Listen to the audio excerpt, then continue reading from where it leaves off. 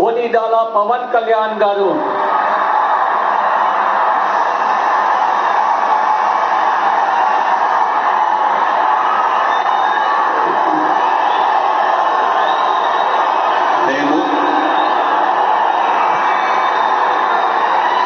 కొనిదెల పవన్ కళ్యాణ్ అనే నేను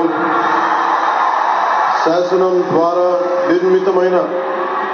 భారత రాజ్యాంగం పట్ల నిజమైన విశ్వాసం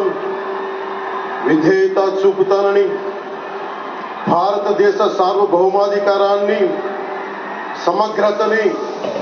కాపాడుతానని, ఆంధ్రప్రదేశ్ రాష్ట్ర మంత్రిగా నా కర్తవ్యాలను